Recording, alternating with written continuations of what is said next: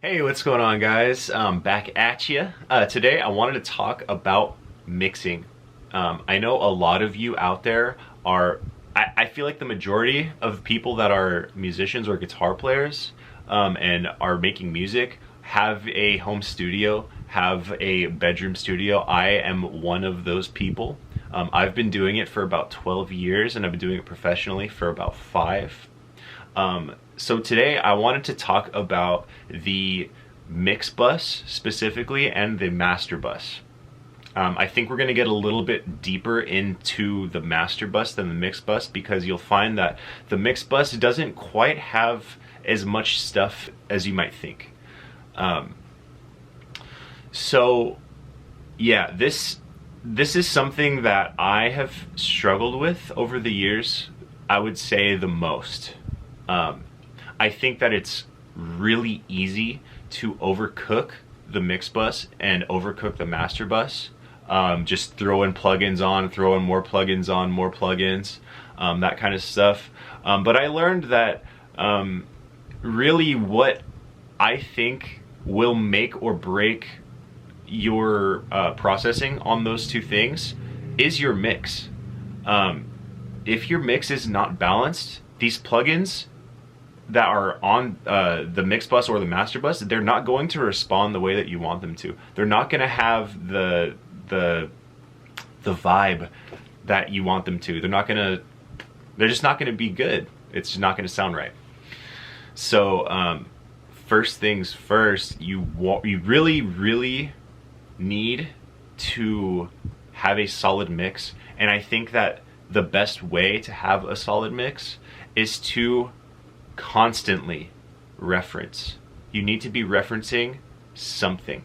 A mix that you really like to hear, something that you are familiar with. You love the drum sound on this specific album, you love the guitar sound on this specific album. You need to be referencing those things. You need to make sure that the mix is in, I would say, competition with your references. It needs to sound somewhat close. With that being said, let's get right into the mix bus and the master bus. Here we go. All right, guys, we're going to get right into this. So first things first, I'm going to play the track with all the processing on, and then I'm going to turn it off, and then we will build our way to where we are right now. This is a new Vampire Squid song that is not yet out, but I chose this song because it's a fun little sneak peek, a little spicy, and I'm a big fan of spice. So here we go. I'm just gonna play it for a bit, get a feel for what's going on.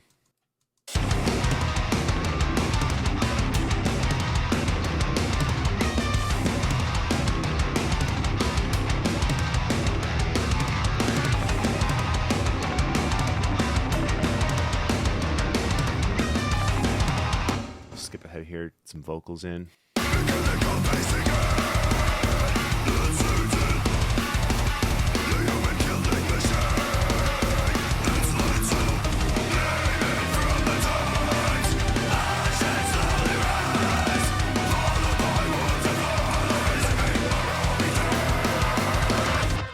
All right, so that's where we're at with all of our processing on. I'm going to go ahead and play the same thing, just no processing at all, and we'll kind of point out the differences here. Okay.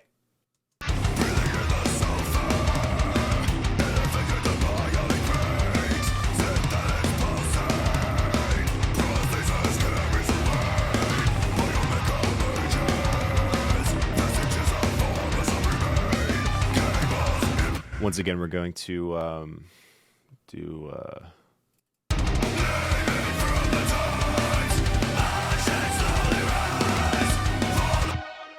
get some vocals in here too.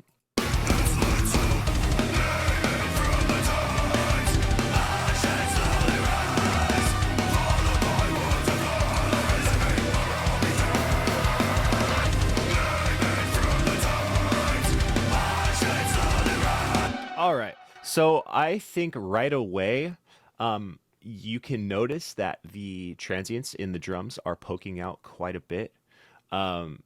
things aren't as lively as I like them to be.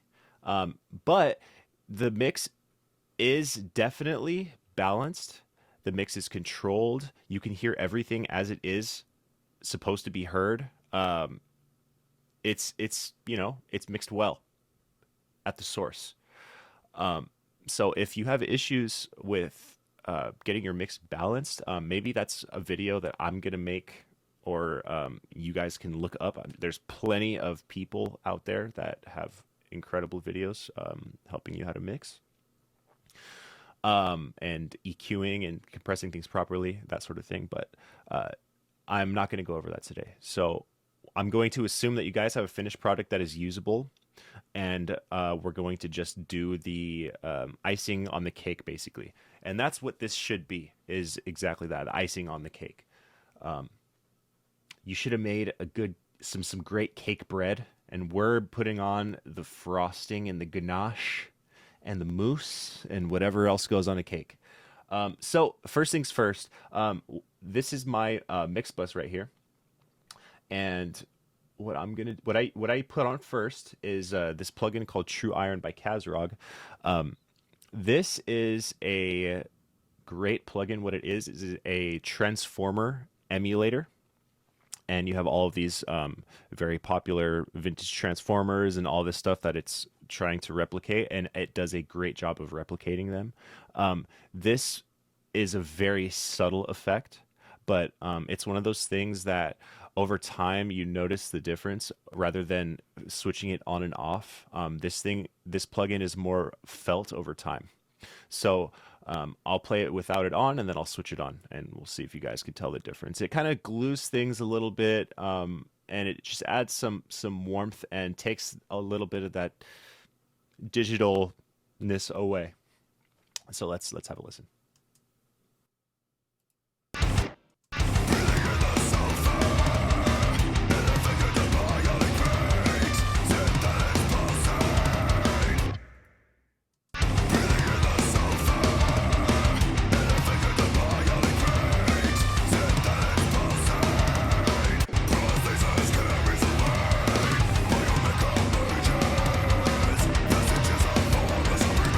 I hope you guys can hear that. That's kind of filling out some of that low end, some of that low mid stuff. It's just making it warmer, which I really like, and it's subtle. It's not an invasive plugin, so I really like to use that. I like to use the least invasive plugins possible when it comes to Mixbus, because you're working with every instrument at once, and things can get really smeary and sloppy very quickly if you're not careful. So I choose to be careful. So True Iron is the first plugin that I use, and the second plugin here is this SSL Native Bus Compressor. Waves makes a version of this that is absolutely incredible. It's like $30. I happened to get this one on discount for like $50, so I got this in the native channel strip as well. And I just swapped from the Waves SSL comp to this one. But they do basically the same thing. They react a little bit differently from each other. This has a little bit more features. You get the side chain high pass filter and a little bit more stuff. And yeah, so I just swapped to this, but you can use the Waves SSL comp. Or if you have Logic Pro, you can use the, let's see which one it is. I think it's the classic VCA. Let's see. Yeah, this one right here. Is this the one? I don't know. I think it's a classic or vintage VCA that is replicating the. Yeah, this is the one. This one replicates the that SSL bus compressor. Okay, so what I'm doing here is important. All right, this is basically what I have here is a pumping compressor. Okay, the way that I have my attack and release settings is what you would do to pump something. So I have a very slow attack, which lets all of that transient through, all of those hits through, and then I have a release, which makes the compressor go back to zero as quickly as possible, making it more audible of a compression. But what I do is I have my threshold set to where I'm only getting about 2 to 3 dB of gain reduction going through. So what it's responding to really is only the snare, but you do get all of the effects and energy from what a pumping compressor would give you. So let's listen to this off and then we'll turn it on.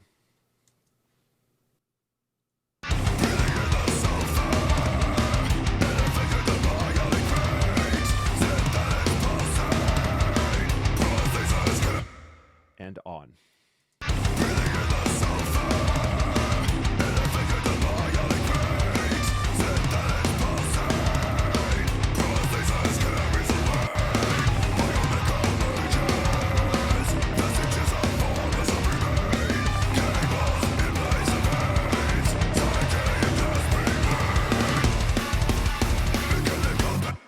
So once again, this is really filling in that space. I don't know if you guys can hear that. If you have headphones on, you probably will hear that. If you're listening on a phone or something, you're probably not going to hear the difference here.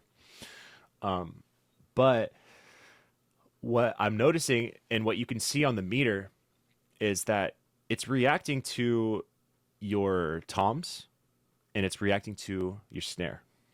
And that's how I like to have it set up, because I like to have those two shells the loudest. I like my toms loud and cracking. I like my snare loud and cracking. So you're getting that control initially from the transients. It's responding to those. But you can also hear that the guitars get a little bit louder when I switch that on and off. The guitars just it just makes them sit exactly where you want them to. Let's listen again. It's off.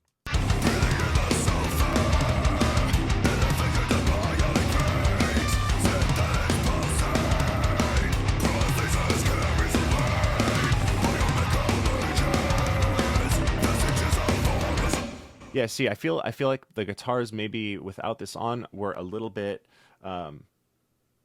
it felt like they were a little loud, a little unbalanced, and as soon as I switch this on, it just pushes them back a little bit.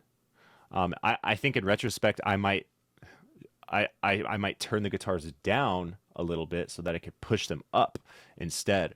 But I like the effect of this as it is currently, and this is what I went with. So just to summarize, I have a very fast release. I have a very slow attack, the slowest attack, fastest release. My ratio is at 4.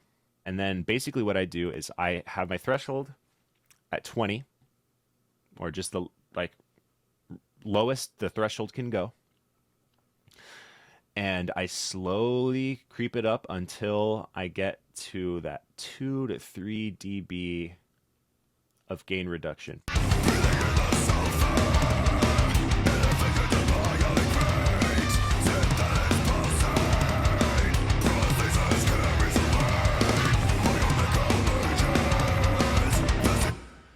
And yes, I'm talking about, hitting this specific dB of gain reduction, but I'm also using my ears to see if that sounds good. If it sounds good at that metering, and if it doesn't, then I might go back a little bit. So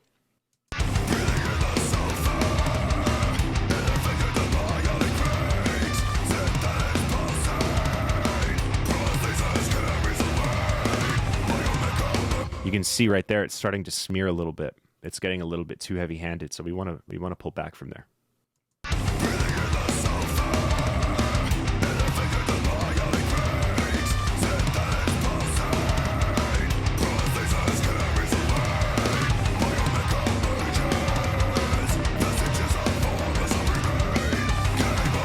Personally, I'm liking it right around 11 dB. I think that sounds good.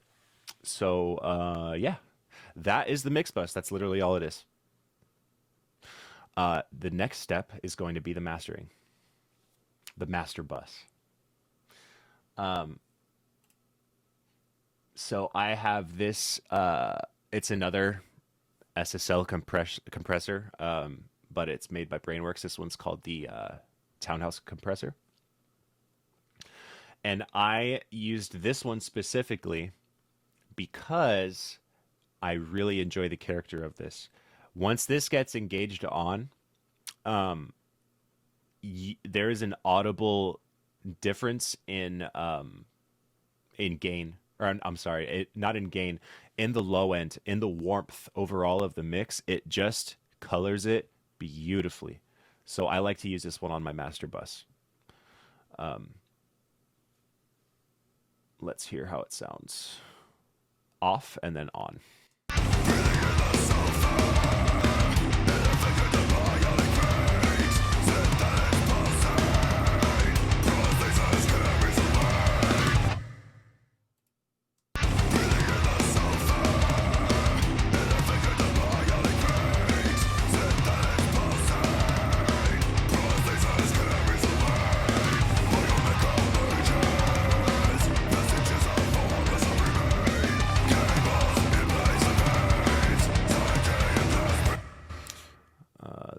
It's a little quieter, so let me boost it up a dB.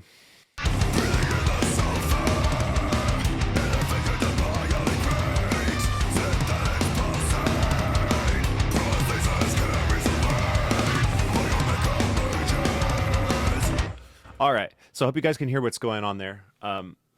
You're just getting a little bit more control. This mastering stage, the master bus stage, we have our vocals going through here. I should mention that it's very important that you send all of your instrumental stuff, all of this, your guitars, your bass, your drums, your synths, all that fun stuff. That goes to a mix bus, right? That goes to your mix bus. If you guys don't know how to do this in Logic, what you do, you just right click here. And instead of what would be defaulted, your stereo output, you're going to go to a bus and you just choose whatever bus you want. I do bus 32 always. It'll populate a track here. You right click it and you click create track and then it populates up here. So now you have all of this stuff going into this bus. Your vocals stay on the stereo out. These get processed separately and only go through the mastering phase. That's what I do. That's what works for me. It helps my vocals sit very nicely. So yeah. So this is the first phase where our vocals are hitting a mastering, or like a compressor on an external chain or whatever, you know. Like our instruments are hitting mix bus compressor here, right? But our vocals are not. So this is the first part where our vocals are hitting through. I have my settings a little bit differently here as compared to the mix bus compressor. I have my ratio softer. I have it at a 2. I have my attack right in the center. I don't want to cut off all the transient, but I don't want as much as was coming through there. And I have my release at auto. A lot slower, a lot more transparent, a lot less invasive. So let me play this again one more time. I'll switch it on and off, and then we'll move on.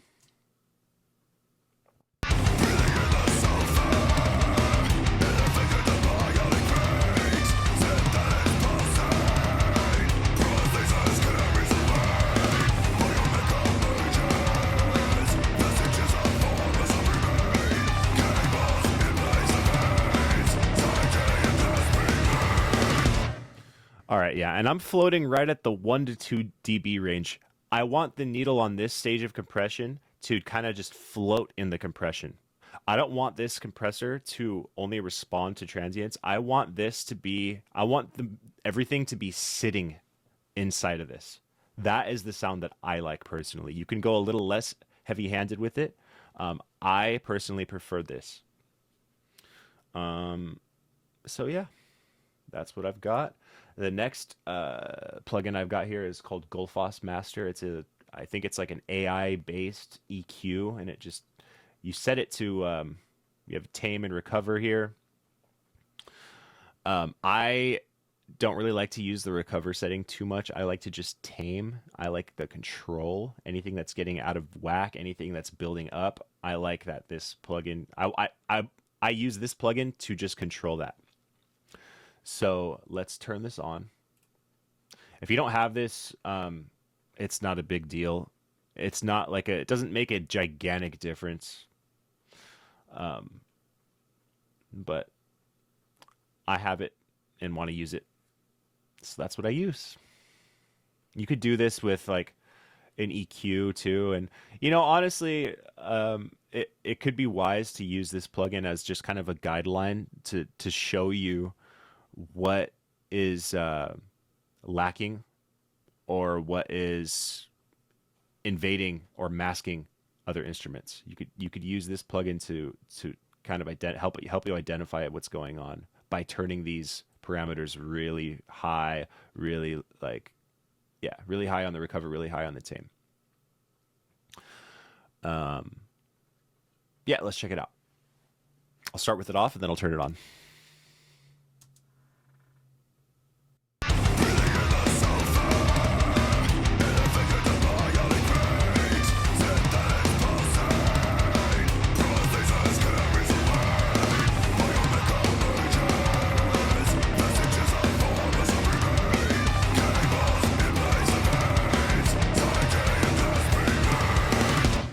So you can see that's doing almost nothing. It is such a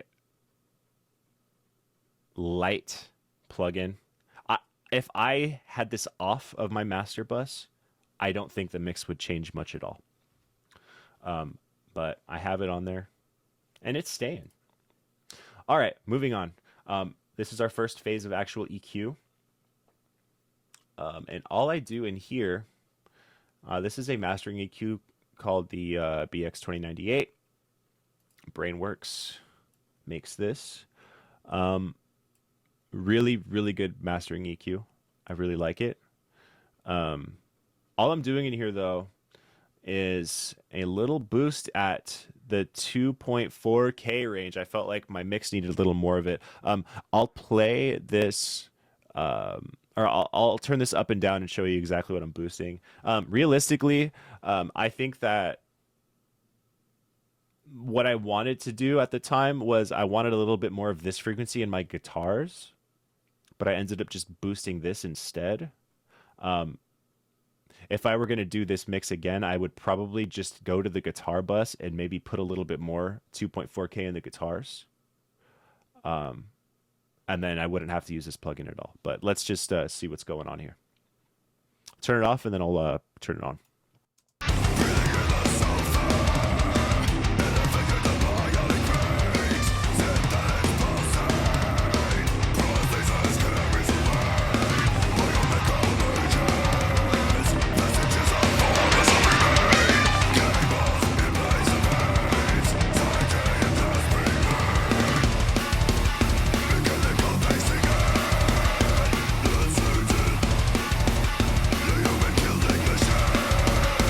So you can see that frequency really just lifts this mix up a little bit. Just a dB. This EQ is very, very powerful. I really like it a lot. But yeah, you can tell just from a dB what that's doing. Big difference.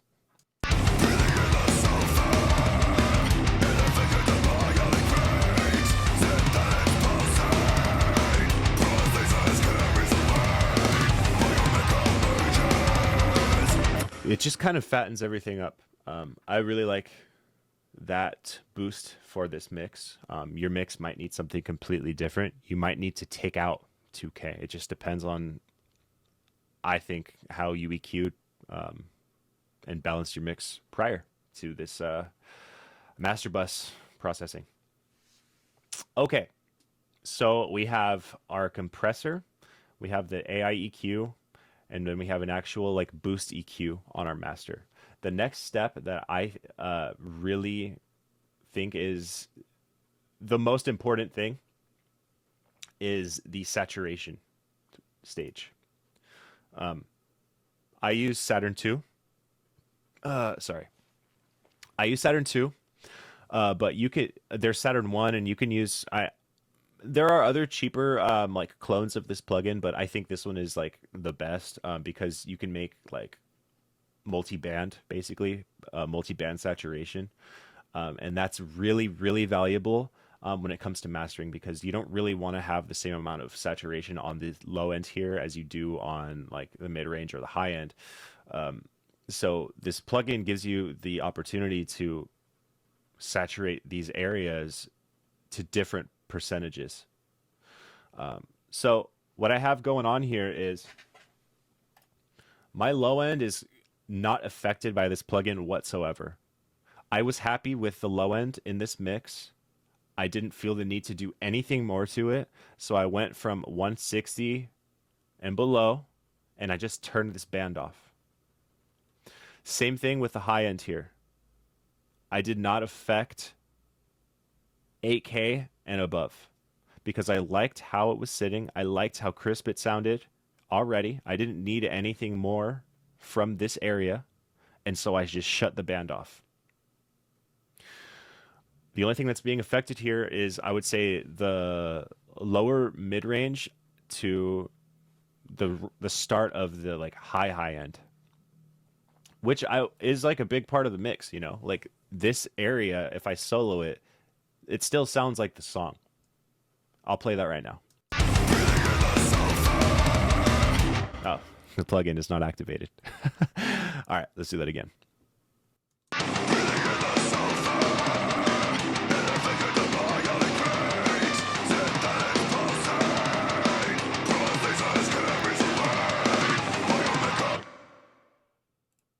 All right.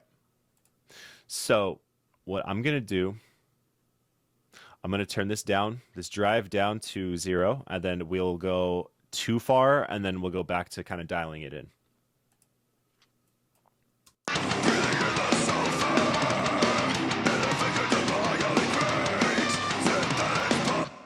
All right, so that's unaffected. I didn't realize I had I didn't have superb quality on. I don't know how much of a difference that's going to make, but might as well just have it on. All right. I'm going to start to turn it up now.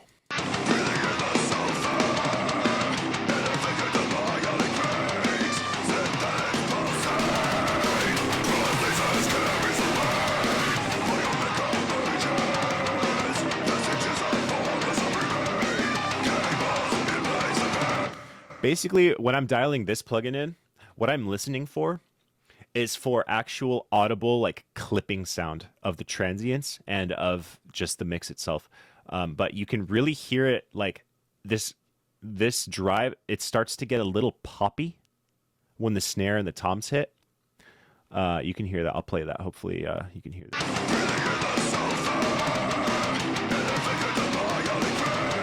So that's starting to change the actual sound of the work that you have already done. And I don't like doing that.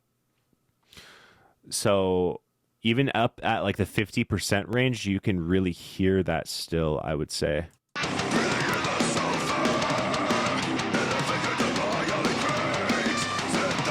Like that's still going a little crazy to me.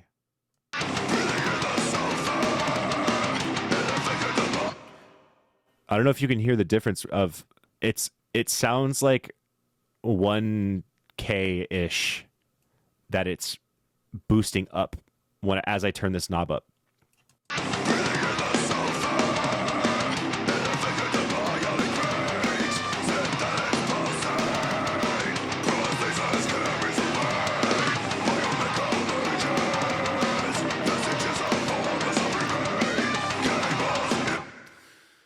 Yeah, so I go pretty light with this saturation. You can go heavier.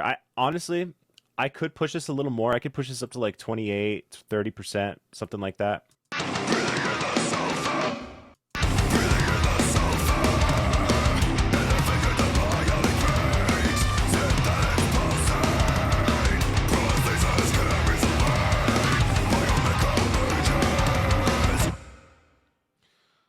That sounds fine to me. But I went a little lighter with this. I don't know exactly why, but I know that I had a good reason at the time. But you can do whatever you want. I would just say with this plugin, you need to be very careful and listen to what's happening to your transients, because this can kill them if you're not careful.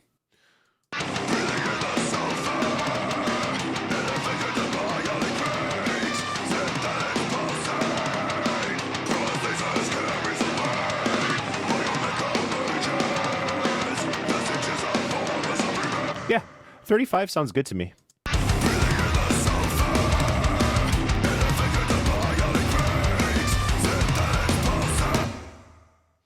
All right, so that is the saturation step. Oh, I know why I was light with this. I went light with this drive because I did not like the way that it made the mix respond to my limiter. So we'll see what happens right now. All right, that brings me to the final step, which is your limiter. These can be very tricky. This, I feel, is the part that I, in the past, have had the hardest time not being heavy-handed with it, because these are what give your mix your volume. Okay? But the other thing that this mix, or that this that a limiter can do, is kill your transients. It could squash your mix of all dynamic and make it sound like chaos, especially when mixing something like this, like death metal, anything like that. You want to be pretty careful. This is a plugin I would say you want to watch your metering.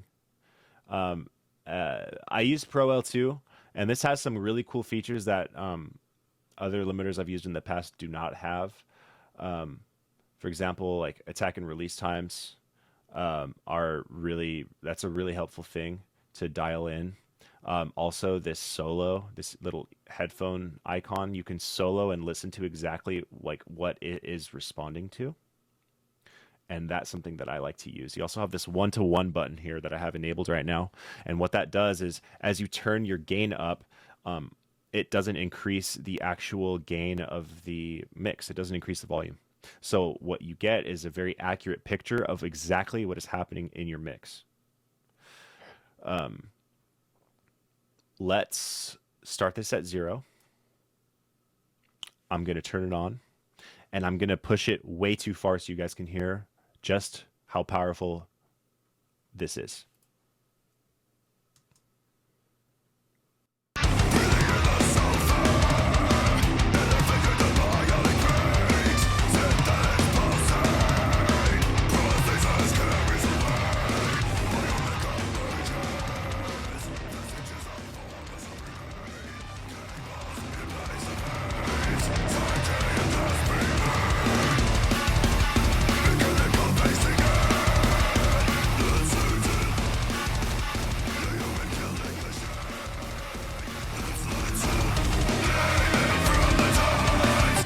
So that's in 1-to-1 mode. Now, I don't know if you guys noticed this or not, but there is a point where your gain does not affect the mix in any audible way, right? And then it passes that point, and then it starts to squash everything to no end, and it sounds awful, right? We want to stay in that range where your mix remains unaffected. Now, it's difficult to do this if you do not have this 1-to-1 little knob. I used to use the Waves L2, and the way that you can make that plugin 1-to-1 is by clicking this and channel linking both, and you keep going down and watching the attenuation. And then once you're at a point that you hear comfortable, you can bring it up to 0.2 or whatever. And that's how you would use this plugin. But back into the Fab Filter Pro L-2. I have the 1-to-1 on so that I can hear without any volume change exactly what's happening to the mix as I turn this up. Okay? So I'm going to play this again. I'm going to turn it up until I see, I would say, 4 to 5 dB of gain reduction on here. That, to me, is still pretty inaudible. Let's listen.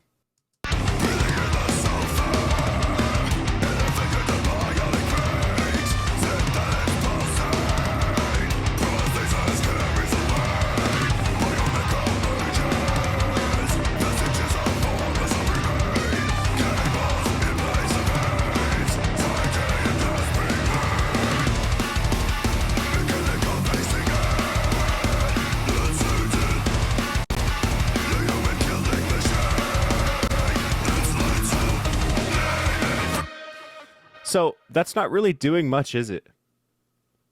What that sounds like to me at this point and at this metering, it sounds to me like control. It sounds like my transients are now part of the mix. They're no longer poking. It is now a song. And I really, really like that. Let's listen to this. Let's click on this headphone button and listen to exactly what I've done to this mix. What should be happening is you are only hearing my transients, only my drums. The shells should be the only thing coming through this limiter. That's the way that I like to set it. If I hear vocal, if I hear guitars, I need to pull this limiter back. Let's listen.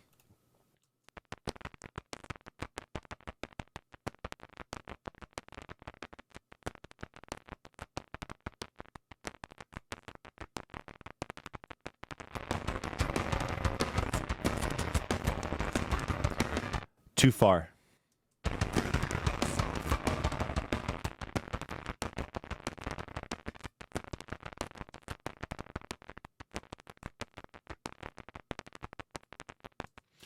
And that's good. All we're hearing is the transients. All we're hearing is the little blips. And that's what's getting cut off by this limiter. That's perfect. So that is all of my processing. Let's listen to this with all the processing on.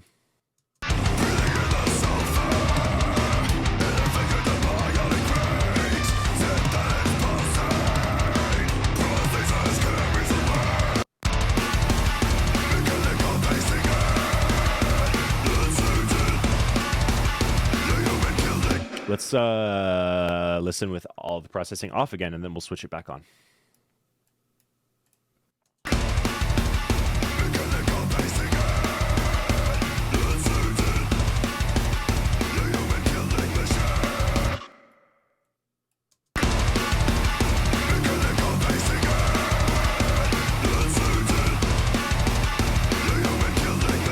That's where we want to be. You guys can hear that the mix without this processing on almost sounds a little anemic, right? It's almost just a little boring and dull. And with compression and a little bit of saturation, it changes the mix. But you can see that you really don't need much. I wasn't really heavy-handed with any of this, and it made a huge difference. So, I think that it's really important to try and... My basic advice with a compressor would be to turn down your threshold until you hear it. Listen to what's happening, and then dial back from there. And then start back from 0, and then go until you see and you can barely hear that difference. That's what I like to do. But yeah, I mean, I think this sounds pretty killer.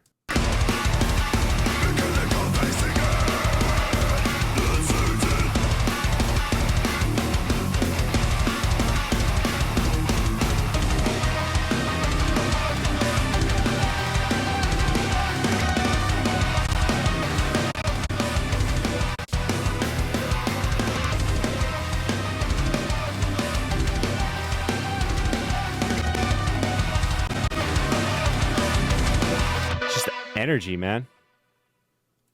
A lot of that's coming from this saturation right here. Like, let's see if I turn this off, how different that sounds.